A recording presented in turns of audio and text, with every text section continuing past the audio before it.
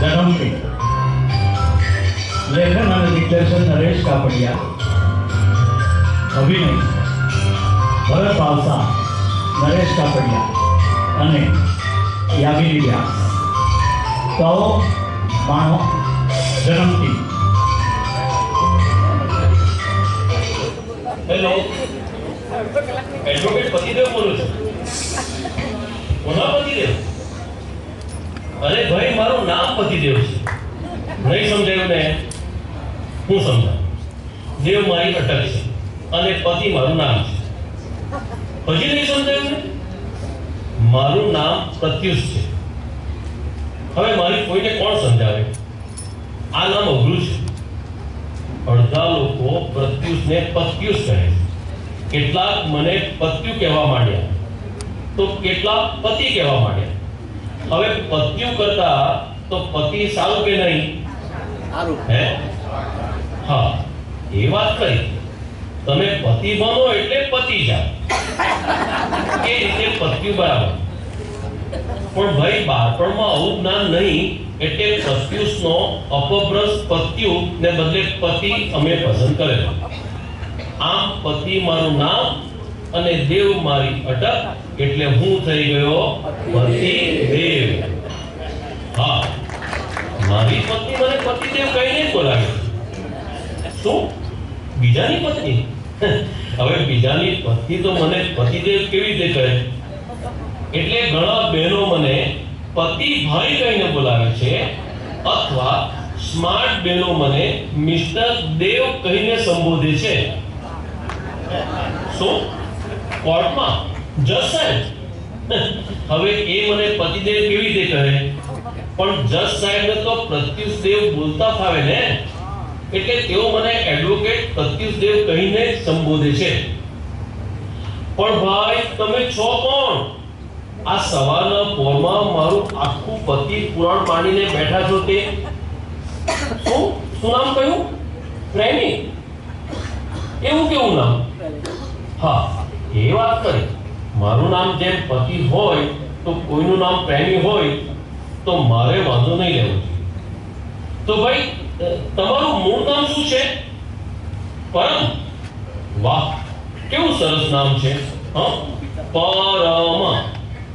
એ તો બોલતા ગમે એવું છે. મફત એટલે કાનો માત્ર વગરનો, જેમ મફત તેમ પરમ.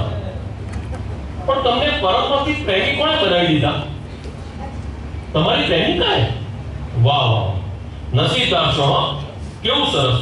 પ્રેમિકા તમને પ્રેમી કહીને બોલાય, સાવ એકદમ ફિલ્મી લાગે. પણ ભાઈ, તમે છો કોણ? સવારના પૌરમાં પ્રેમિક પુરાણ લઈને બેઠા છો તે? અચ્છા, તમે મને એડવોકેટ પ્રત્યુષ દેવને મળવા આવો છો, તો આવો ને. હા, એકલો જ છું. પણ એવું કેમ પૂછવું પડ્યું? અચ્છા, એવી પ્રાઇવેટ વાત કરવી છે મારી સાથે, માટે આવો આવો. એડ્રેસ તો છે ને? તો બરાબર. મારી પ્રેક્ટિસ? હું તો ભાઈ અસીલ ગુનેગાર હોય તો ક્રિમિનલ કેસ લડું, અને અસીલ ભાડું હોય તો સિવિલ પણ ચલાવી નાખું. તમે અમારા કોણ છો? હા, તમે તો પ્રેમી છો. બોલો, હું ધારણા કરું? તમારો કેસ લગ્નનો હશે. પ્રેમી પછીનું સ્ટેજ લગ્નનું જ આવે ને? નહીં તો છૂટાછેડાનો કેસ હશે. એ પણ નહીં. યાર, કેવા પ્રેમી છો? પ્રેમીના લગ્ન પણ નહીં અને છૂટાછેડા પણ નહીં. એક કામ કરો, સસ્પેન્સ ઊભું ન કરો ભાઈ, તમે આવી જાઓ. શું? લાંબા સમયથી મને મળવા માંગતા હતા ને છેક આજે મોકો મળ્યો? મારા ઘર પાસે જ ઉભા છો? અરે વાહ, સ્વાગત છે, સ્વાગત છે તમારું પ્રેમી મહારાજ, સ્વાગત છે. ચાલો, કેટલા વખતે કોઈ અસીલ આવે છે. કોર્ટના મેદાનમાં આખો દિવસ ટેબલ નાખીને બેસી રહીએ અને સાંજને છેડે એકાદ નોટિસ ટાઈપ કરવાનું કામ મળે, એના કરતા ફોન કરીને કોઈ અસીલ આવે તો ના તમે જ કહો. સારું તો લાગે છે ને? એ આવે એટલે એકાદ કાયદાનું પુસ્તક લઈને બેસી ગયા. આપણે બીજી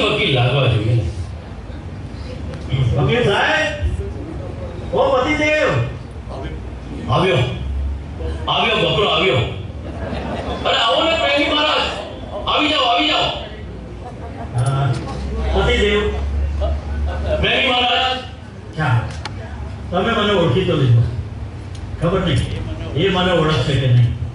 એટલે કોણ? નહીં એ તો એમ જ મને મારી જાત સાથે વાત કરવાની ટેવ છે. કહો, તમારી વાત કહો. વકીલ સાહેબ, તમારે હજી પણ કાયદાના પુસ્તક વાંચવા પડે છે. ભાઈ, કાયદા એટલા ઝડપથી બદલાયા કરે છે ને એટલે વાંચવું જ પડે. વાંચો બધું વાંચો, પણ સાહેબ વાંચતી વખતે કોઈ માણસ પુસ્તક તો ચસતું રાખે ને. બોલો, તમને રાજ કપૂરની શ્રી 420 યાદ છે ને? હા, કેમ? અરે બહુ સરસ પ્રેમ કથા હતી. તે હવે નથી રહી. એટલે શું નથી રહી? પ્રેમ કથા નથી રહી. ના ભાઈ ના, કલમ નંબર શ્રી 420 નથી રહી. કાયદા બદલાઈ ગયા. ઓહ, એટલે હવે લોકો છેતરપિંડી કરતા બંધ થઈ ગયા. અરે વાહ, તમને કલમ 420 એટલે છેતરપિંડી બરાબર યાદ છે. હા, હું પણ એ જ લો કોલેજનો વિદ્યાર્થી હતો ને. એ જ લો કોલેજ એટલે? અરે પતિદેવ, તમે જ્યારે વકીલ બન્યા ત્યારે શહેરમાં કેટલી કોલેજો હતી? લો કોલેજ એક જ ને. એટલે તમે જ્યાં ભણીને વકીલ પતિદેવ બની ગયા ત્યાં હું પ્રેમી જ રહી ગયો. પતિ બનવું એ પહેલા તો ફસાઈ ગયો. વકીલ બનીને કોઈના કેસ લડું તે પહેલા તો મારા પર જ કેસ મંડાઈ ગયો. How sad. પણ તમને કશે જોયા હોય એવું લાગે છે મને. એ તો એવું લાગે. લો કોલેજમાં હું પ્રેમી જ બની રહ્યો અને તમે પતિ બની ગયા. તમે હોશિયાર એટલે વકીલ બની ગયા અને હું ડોબો એટલે આરોપી અને અસીલ બની ગયો. એવું ન કહો યાર, તમે તો સ્માર્ટ છો. જુઓ ને, તમારી સાથે માત્ર ફોન પર જ વાત કરી ને હું તમારો દોસ્ત બની ગયો. ના પતિદેવ, આપણે દોસ્ત ન બની શકીએ. કેમ પ્રેમીભાઈ, આપણે દોસ્ત કેમ ન બની શકીએ? એટલા માટે કે તમે ઘોડો છો અને હું ઘાસ. ઘોડો અને ઘાસ? હા, તમે પતિદેવ વકીલ અને હું પ્રેમી અસીલ. હવે ઘોડો જો ઘાસની સાથે દોસ્તી કરી લે તે ખાઈશું, બરાબર ને?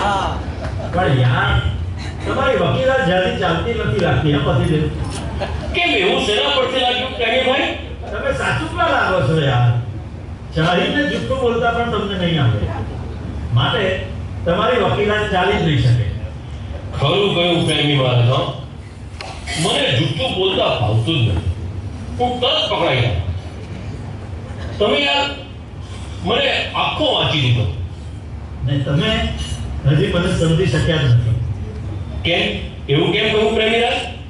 અરે ભાઈ, પ્રેમી છું ને એટલે દરેક પ્રેમીને એવું જ લાગે કે તેને તો કોઈ સમજતું જ નથી.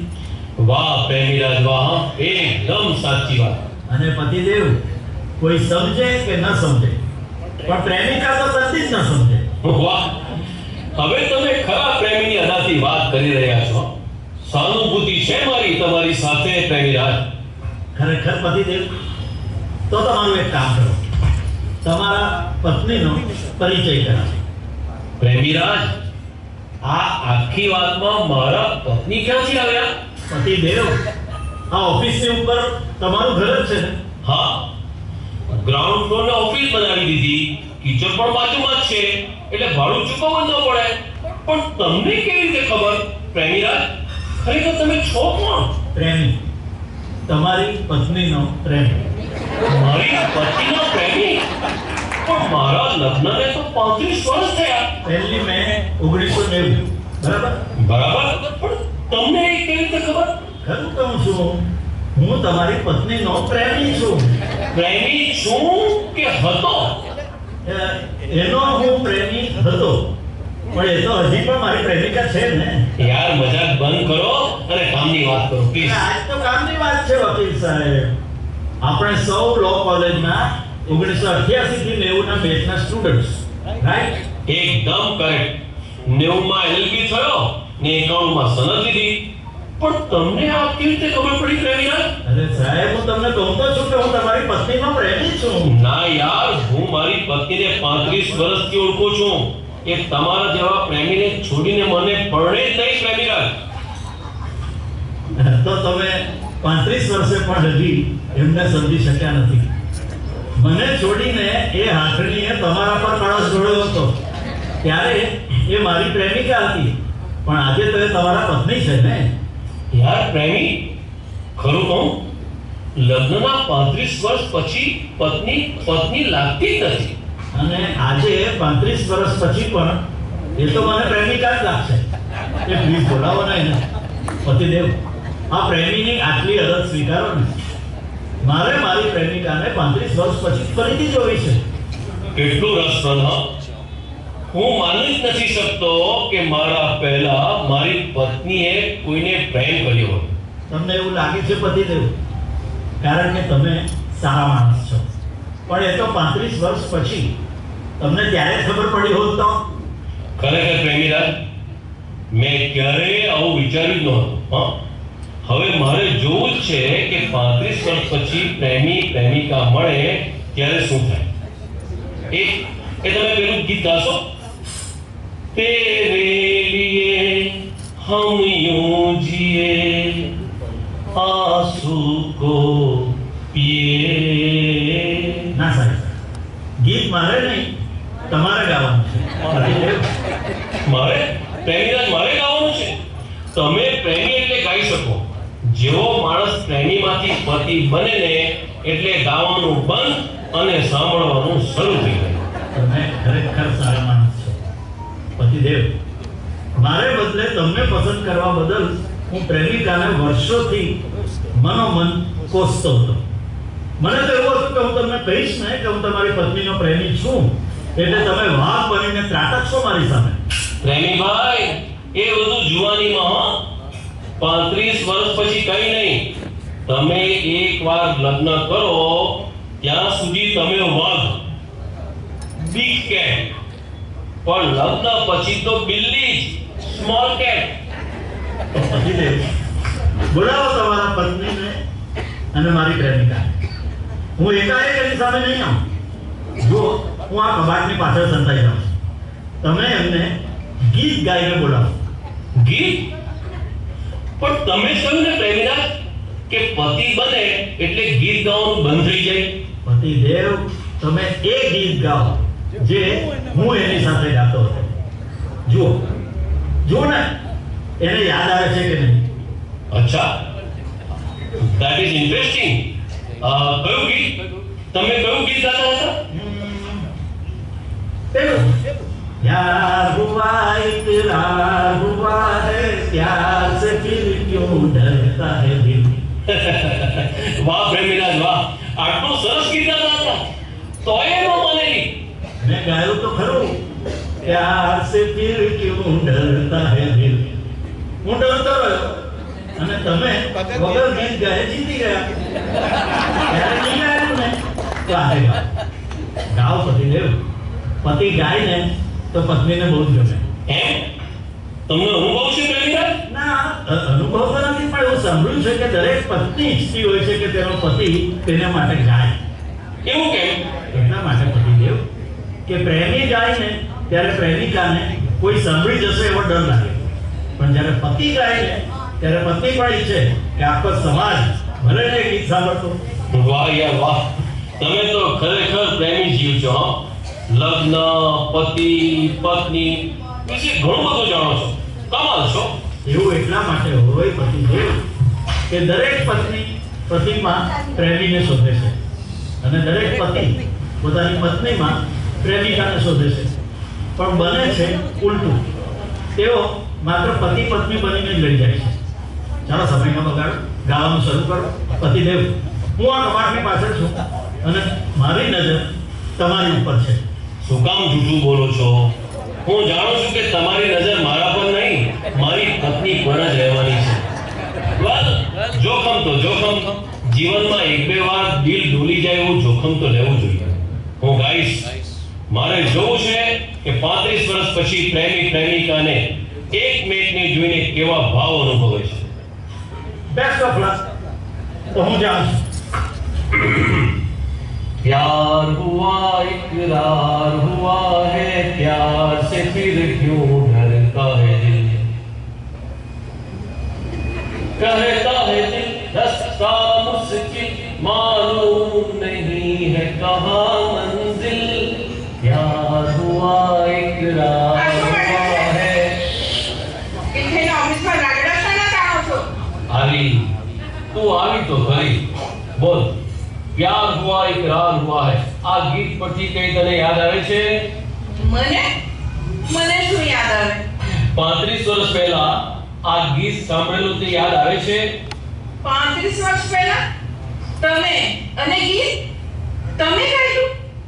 ના રે, તમે ક્યારે એટલા રોમેન્ટિક હતા જ નહીં ને. અરે હું નહીં ગાતો હોઉં તો કોઈ બીજું ગાતું હશે ને. અચ્છા, હવે સમજાયું. આજકાલ આ ગીત તમે કોને સંભળાવો છો, પતિદેવ? હું વળી કોને સંભળાવું છું?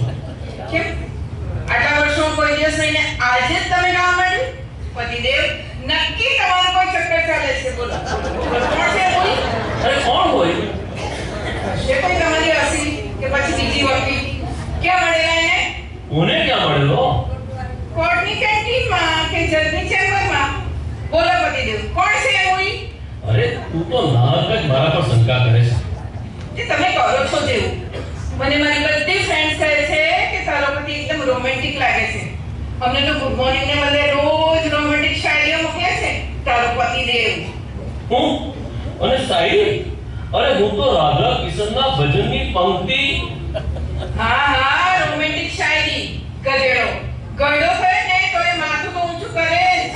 તું મને ગધેડો? તમે જ નહીં, દરેક પતિ ગધેડા. કૂતરાની જેમ ગલીએ જઈને પ્રેમિકા શોધતા ફરે છે. બોલો કોણ છે એનું? અરે કોણ હોય? એ હું શું જાણું? તમે જે રીતે ડરો છો ને એ જ બતાવે છે કે કોઈક તો છે જ. પતિદેવ, કોઈક તો છે જ. અમને સ્ત્રીઓને તરત ગંધાવે. અરે નખ પરથી રાવણ ચીતરી મારીએ. હે ભગવાન, તારી સાથે તો કેમ વાત કરી? હું જાણું છું ને, તમને હવે મારી સાથે વાત કરવામાં રસ જ નથી રહ્યો ને. જાણે પેલી તમારી સગી પાસે સવારથી ફોન પર મંડી પડો છો. એ શું મને સમજાતો નહીં હોય? અરે પણ કોને માન? મને તમારી સાથે રહેવું જ નથી ને. હું તો જાઉં છું મારે પિયર. પિયર? લગ્નના 35 વર્ષ પછી પિયર? તે આપણને કોઈ છોકરા છળિયા તો છે જ નહીં ને. હું જાણું છું તમારે જોઈતા જ નહોતા છોકરાઓ. તમારે તો કનૈયો બનીને ગોપીઓ વચ્ચે જૂના પિક્ચરના ગીત ગાવા છે ને. યાર તું ગેરસમજ કરે છે. એવું કઈ નહીં. હું કનૈયો નથી, એકલો તારો જ ભક્ત છું. કાલકા માતા. હવે હું કાલકા. ના રે, મને ઘરમાં હવે 1 મિનિટ પણ નથી રહેવું. વાહ વાહ વાહ, કમાલ કરી હા તમે તો. જોઈ લીધી તમારી પ્રેમિકાને? હા, જોઈ લીધી તમારી પત્ની. અરે યાર, આ ભાઈએ મારું જીવ તો ઝેર કરી નાખ્યું છે. હો એમ હારી નહીં જાઓ પતિદેવ. અરે યાર, તમે તો વકીલ છો. હાર પર આવેલો કેસ જીતી પતાવે ને તેને કહેવાય ખરો વકીલ. ભાઈ, પ્રેમી અને પતિમાં આ જ તફાવત હોય છે. સ્મોલ કેટ અને બિગ કેટ જેટલો. એટલે હા, બિગ કેટ વાહ અને સ્મોલ કેટ બિલાડી જેટલો. યાર, હવે તો મજા આવી ગઈ. જુઓ પતિદેવ, વકીલ સાહેબ, હજી પણ બાજીને સંભાળેલો એટલે કબૂલ કરી લો. શું શું શું કબૂલ કરી લો? અરે કહી દો કે તમને કોઈ મહિલાને માટે રાખી છે. શું? અલ્યા ભાઈ, હું તમારા જેવો પ્રેમી નથી. પતિ છું, પતિ. અરે તમે પતિ છો તો પતિ બનો, પતિ નહીં જાઓ. એટલે અરે એટલે એમ કે એને બોલાવો, માફી માંગી લો, એટલે બધું પતી જશે. પતિ જશે? અરે પ્રેમી ભાઈ, તમે આ ભાઈને ઓળખતા નથી. ઓળખું છું. તમે એમને ઓળખ્યા ને તે પહેલાથી ઓળખું છું. તો તમારે લગ્ન કરી લેવા હતા ને આ ભાઈ સાથે. હું બચી જાત. એમ હારી નહીં જાઓ પતિદેવ. સમજો, જ્યારે મોટું તોફાન આવે ને ત્યારે અડક ખડક બનીને ઊભું રહેતું ઝાડ હોય ને તે આખું ઉડી જાય, પણ નમીને વળી જાય ને એવું ઘાસ બચી જાય. તોફાન તો આના હે, આગળ ચલે જા. એટલે પાછું કેમ દઉં? અરે ભાઈ, ગીત ગાવામાં તો આખી ગીતા પૂરી નીકળી છે. જુઓ પતિદેવ, તમે સરેન્ડર થઈ જાઓ. એટલે એટલે એમ કે એમને બોલાવીને કહી દો કે કોર્ટની અંદર કોઈ વકીલ તમારી ફ્રેન્ડ છે. ભાઈ, પ્રેમી કોર્ટમાં બધા મને ઓળખે છે. આ કાલકાને પણ ઓળખે છે. કોઈ મારી નજીક પણ નહીં આવે. અરે આપણે ક્યાં કોઈને નજીક લાવવા છે આ ઉંમરે? આ તો ખાલી નાટક કરવાનું, કલ્પનાના ઘોડા દોડાવવાના. એટલે આ તોફાન શાંત થઈ જશે. વેલ, ઘરમાં હનીમૂન જેવું વાતાવરણ તો નહીં સર્જાય, પણ એટલીસ્ટ પત્ની રાણી પિયર જતા અટકી જશે. તમારો અનુભવ છે? હવે મેં ક્યાં લગ્ન કર્યા છે, પણ હું એટલું જાણું છું કે પતિ હંમેશા ફસાઈ જાય છે, બોક્સમાં વીજળી મિયાવ થઈને ભરાઈ જાય છે. પણ પતિદેવ, તમે આઉટ ઓફ ધ બોક્સ ક્યારે વિચારશો? તમને ખાતરી છે ને પ્રેમીભાઈ? તો હું સમાધાનની ફોર્મ્યુલા રજૂ કરું. જોજો, એ પણ એટલું સહેલું નથી. એ તને જાત જાતના સવાલો પૂછશે. તો શું જવાબ આપવાનો? Just out of the box. હું કબાટની પાછળ છું, હું તમને હિંમત આપીશ. અરે જાઓ જાઓ, મર્દ બનો, હિંમત એ મર્દા. તો મને દે પ્રેમી. વેલ, હું ટ્રાય કરી દઉં છું. મારી વાલી સાંભળે છે કે આટલો ગુસ્સો સારો નહીં. મારી પાસે આવો. બોલો, શું છે? Out of the box. જો મારે કબૂલાત કરવી છે. કબૂલાત? શેની કબૂલાત? મારી ગર્લફ્રેન્ડની. શું? ગર્લફ્રેન્ડની? શું કબૂલાત કરો છો? કોણ છે મોઈ? વકીલ છે. ક્યાં મળ્યા હતા એને? કોર્ટમાં. કોર્ટમાં? ક્યાં? જજની ચેમ્બરમાં? ના ના ના, કેન્ટીનમાં. અચ્છા, ક્યારે? હવે એ બધું ક્યાં નક્કી કર્યું છે? જરા મને ગોઠવા તો દે. શું ગોઠવવા દો? કેન્ટીનમાં તમને લઈ ગયેલા કે એ તમને લઈ ગયેલી? ના, બંને પોતપોતાની રીતે જ ગયા. એટલે એમ કે એણે બાજુના ટેબલ પરથી મારી પાસે મીઠું માંગ્યું. અને તમે આપ્યું પણ ખરું. તો શું કરું? કોઈની મીઠા માટે થોડી ના કહેવાય. મને તો કદી નથી આપ્યું મીઠું. હવે તારી વાત ક્યાં કરે છે? તને તો મીઠું તો શું આખું જીવન આપી દીધું છે. એમ તો રહેજો જીવનભર એકલા. હું જાઉં છું. પણ ક્યાં? મારા પિયર. મેં અંદર જઈને વિચાર્યું કે તમારા જીવનમાં કોઈ બીજી બાઈ નથી. આટલા કાલાવાલા કરો છો તો કદાચ સાચું પણ હશે. એમ માનીને મેં જવાનું માંડી વાળ્યું. અને હવે જ્યારે તમે કબૂલ કરો છો ત્યારે તો એક મિનિટ પણ આ ઘરમાં રહેવું નથી. એ કાકામાં જા સાંભળ મને. હજુ શું કહેવાનું બાકી છે? કોઈ બીજી કબૂલાત કરવી છે? ધાર કે આ બધું ખોટું હોય તો? એટલે એમ કે મારી કોર્ટમાં કોઈ કેન્ટીન જ નથી. આ બધું તો તને ખીજવવા માટે જુઠ્ઠું બોલે. Out of the box. આજે લગ્નને 35 વર્ષ થયા તો હું સમજી શકતી નથી કે તમે ક્યારે જૂઠું બોલો છો ને ક્યારે સાચું. તમે પાક્કા વકીલ છો એટલે હું જાઉં છું કાયમ માટે. અરે પણ મને સાંભળ તો ખરી. હે ભગવાન, ક્યાં ફસાયો? મને આઉટ ઓફ ધ બોક્સ કરી ફાવ્યું જ નહીં. મને ન પતિ બનતા આવડ્યું ન પ્રેમી બનતા. વાહ વાહ પતિદેવ, વાહ, તમે તો કમાલ કરી નાખી. ભાઈ પ્રેમી, મને પ્રેમી અને પતિ વચ્ચેનો તફાવત બરાબર સમજાઈ ગયો. શું કરું તે મને સમજાતું નથી. જો પતિદેવ, તમારા પત્નીની સાથે મારે લગ્ન કરવા હતા, તેના બદલે તમે કરી દીધા. ત્યારે હું જીવનથી નિરાશ થઈ ગયો. આ દેશ છોડીને અંકલના નોકર તરીકે આફ્રિકામાં જઈને રહ્યો. 35 વર્ષે પાછો આવ્યો અને મને મારી પ્રેમિકા યાદ આવી. તમે વકીલ છો એ જાણીને જરા ડર્યો પણ ખરો, પણ મનમાં ખાતરી હતી કે વકીલ પણ આખરે તો પતિ જ હોય છે ને. તમે તો નામથી પણ પતિદેવ નીકળ્યા. વકીલ સાહેબ, આની સાથે કે અન્ય કોઈની સાથે લગ્ન ન કરીને મેં જાત સાથેનો કારાવાસ વેચ્યો 35 વર્ષ. પણ આજે તમારો સંસાર જોઈને થયું કે ખરેખર હું કોઈ કારાવાસમાં હતો જ નહીં. હું તો મુક્ત હતો. પણ તમે પતિ બનીને તમે તમારા પત્ની અને આખા સમાજના કેદી બની ગયા. હું તો મુક્ત થયો, પણ તમે, તમારા માટે તો આ છે જન્મથી.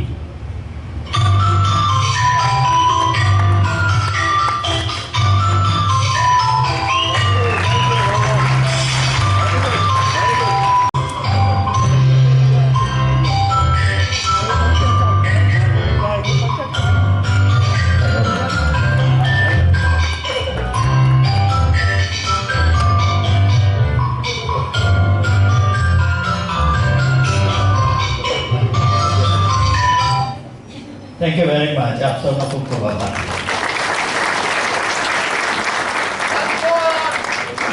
આપની સાથે અમારા કલાકારોનો નાનકડો પરિચય. પતિદેવની ભૂમિકામાં છે ભરતભાઈ ભાવસાર. ભરતભાઈ ખૂબ મોટા વેપારી છે. એમનું જે કોર્પોરેશન છે તે લાઇટિંગ સર્વિસના માટે પીડીનું ખૂબ મોટું કામ કરે છે. કલામાં તેઓ વર્ષોથી અમે બધા સ્કૂલ કોલેજના દિવસના બધા મિત્રો છીએ અને સુરતની સૌથી પ્રતિષ્ઠિત 7થી વધારે વર્ષ જૂની એવી રાષ્ટ્રીય કળા કેન્દ્રના તેઓ મહામંત્રી છે. ખરેખર અમે તમામ કલાકારો રાષ્ટ્રીય કળા કેન્દ્ર સાથે સંકળાયેલા છીએ. ભરત ભાવસાર એ બહુ બધી સંસ્થાઓની સાથે સંકળાયેલા છે. ખૂબ બધું ફિલાન્થ્રોપિક દાન ધર્મનું કામ પણ ખૂબ કરતા હોય છે. ખરેખર મોટા માણસ છે. યામીબેન વ્યાસથી આપ સૌ પરિચિત છો. ગુજરાતના ખૂબ જાણીતા ગુજરાતી ભાષાના કવયિત્રી છે. તેઓ પોતે નાટકના લેખિકા છે. અનેક નાટકો અમે બધાએ સાથે કર્યો છે. તે ઉપરાંત એમના નાટકો ખૂબ બધી જગ્યાએ ભજવાતા હોય છે. વારંવાર વિજેતા પણ બનતા હોય છે. આજે તેઓ પત્નીની ભૂમિકામાં અમારી સાથે હતા અને હું નરેશ કાપડિયા, હું પ્રેમીની ભૂમિકામાં હતો. Thank you very much. નરેશભાઈ કાપડિયાની પણ મેં એમને ઉપનામ આપ્યું છે વામન એવા વિરાટ. અને આપ સૌને જોઈને બે નાના મુક્તક બોલવાની પરમિશન અમારા ડિરેક્ટર સાહેબ પાસેથી લઉં છું કે આ દિલ તમોને આપતા આપી દીધું, આ દિલ તમોને આપતા આપી દીધું, પામતા પાછો મેં માફી પણ લીધું, માત્ર એક જ ક્ષણ તમે રાખ્યો, છતાં ચોતરફથી કેટલું કાપી લીધું. કે ભાઈ પથ્થરો પોલા હશે કોને ખબર અને મિત્રો બહુ બોલા હશે કોને ખબર. પથ્થરો પોલા હશે કોને ખબર અને મિત્રો બહુ બોધા હશે કોને ખબર. એમની આંખો ભીંજાઈતી ખરી પણ આંસુઓ કોરા હશે કોને ખબર. અને અંતે सीखवा हमें मंजूर नहीं, ना कोई बहाना होगा, हमारे सबकी खुशियों की कसम, आपको इसी तरह हमको बुलाना. Thank you very much.